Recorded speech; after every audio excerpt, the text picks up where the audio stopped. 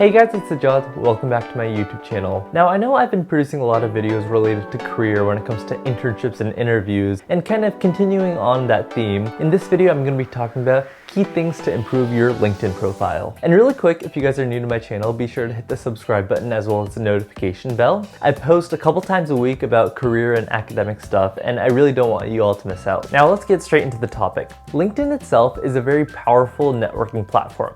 If you already don't have one, if you already don't have an account, be sure to go ahead and make one. If you're in college, if you're in high school, go ahead and make one. If you're seeking a job and you don't have a LinkedIn account, go make your LinkedIn account. LinkedIn is the best way to be connected virtually career-wise, and it makes job hunting and being recognized by recruiters that much more easier. LinkedIn itself is the #1 platform that recruiters use when trying to evaluate and look for new candidates. And that holds true for all positions, whether you're an intern all the way up to management level positions. Recruiters love to use LinkedIn to scope out their candidates. So because recruiters are looking at our LinkedIn pages, we want to try to make it as beautiful, as appealing as possible. If they stumble upon your profile and they see it's not all nice and neat and it's kind of all jumbled up, they may not choose to move on with you. But more than just making your LinkedIn profile look nice, there are a lot of key optimizations that can be done onto your profile in order to maximize the benefit that you have out of having a LinkedIn. And you can really best set yourself up for being recognized and eventually contacted, hopefully, by a recruiter. So getting straight into the first topic, it's all about headlines and skills. Now make sure your LinkedIn headline is very nice and clear with your current or most recent employment. LinkedIn is similar to Google in that it has a search function. And with that search function, if recruiters or anyone is searching for a certain role, it will match those roles with people who have those in their headline. For example, if a recruiter is looking for software engineers, it will match them with people who have software engineer on their headline. Now with that being said, make sure if you're seeking a job or seeking an internship that you actually don't put this in your headline. Don't be like seeking opportunities for summer 2021 or seeking opportunities in software engineering. Don't do this. This won't help you. In fact, it'll ruin your search, because when recruiters are searching for these candidates, they are putting in keywords, and those keywords are not seeking opportunities. So have something like former software engineer, or you can even have current student at your university. You don't need to say that you're seeking opportunities. LinkedIn actually has this function in their settings for you to actually indicate that you are seeking a job. And the thing is, how this will help is if recruiters are out on the lookout for candidates, LinkedIn will actually use this setting that you have in place and rank you higher on their pages, so that if you're actually seeking a job, when recruiters are searching up keywords for candidates in that area, if you have that setting clicked on, you will actually rank higher and you have a higher chance of being contacted by a recruiter. So key takeaways,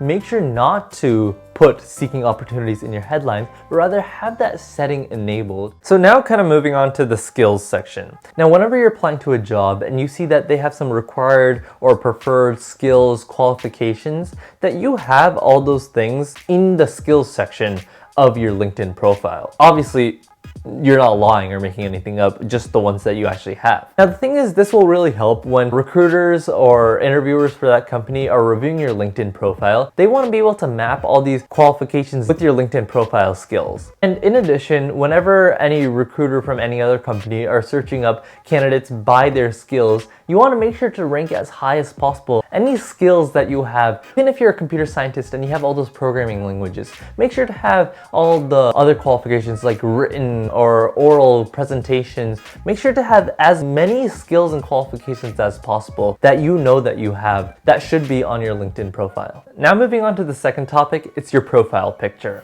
Now this is an essential. If you have a LinkedIn profile without your profile picture, you are doing something fundamentally wrong. Just imagine this. You as a candidate for a company are messaging a recruiter on LinkedIn messaging. You are trying to be like, hey, I'm interested in this opportunity at your company. Can we set some time to talk? And they just see this message from you, go to your profile, and they just see this gray circle. You know how creepy that is? Or say, for example, you apply to a company, you sent in your resume, and they want to check out your LinkedIn profile. They want to see who you really are. They go search you up online, go to your LinkedIn profile, and they just see this gray icon. Like, Who is this person? Are they a spy?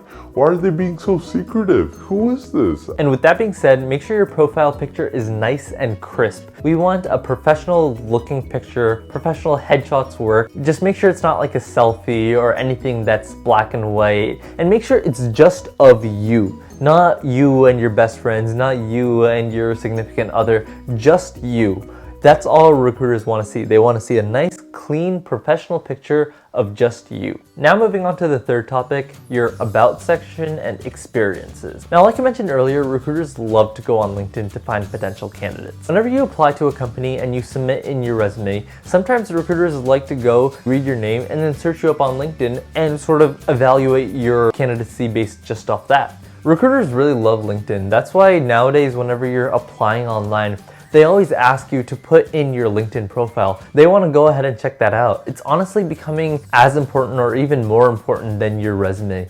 I mean, it makes sense why they're doing this. I mean, just compare a LinkedIn to a resume. LinkedIn has all these nice colors. Whenever you're looking at an experience, it has like the company logo with it, all nice and neat. And then when you transfer that and look at a resume, it's all black and white. And the second reason that they do this is to kind of put a face behind this resume that they have. So they have your resume, it has your name and experiences, but in order to really get a true flavor of who you are, they want to search you up online and they want to figure out who this person is that is applying to their company. And they have such a better chance of finding that out, your internet presence, by searching you up on LinkedIn rather than just reading your resume. So in the about section, you want to have a small description about yourself, who you are, your major, and a small little snippet of why you're qualified for the job or position that you're seeking. Now, this is a section where you can actually put that you're seeking a job. Just like I mentioned before, don't put it in your headline. That will ruin searching for your LinkedIn profile.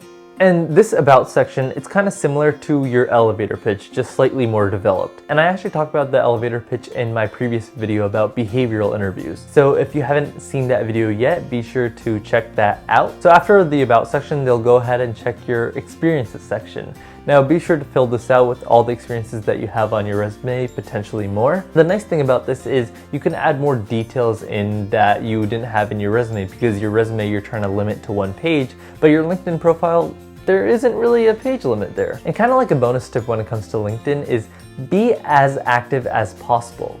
If you have any achievements or certifications, be sure to post those on LinkedIn. Because every time you post, if your connections like or comment on your post, then their connections, so your connections, will be able to see your post. Eventually, your profile and your posts might come across the eyes of people working at these companies, recruiters, interviewers, which would be awesome. And with that being said, be sure to go ahead and like and comment on other people's posts as well. You know, you'll always want to spread the love in the community. Well, that's about all I have for today. I really hope that this video was beneficial and you really learned how to up your LinkedIn game. And lastly, if you enjoyed this video, be sure to hit the like button and comment down below. And if you want to see more videos, subscribe, and I'll see you all in my next video.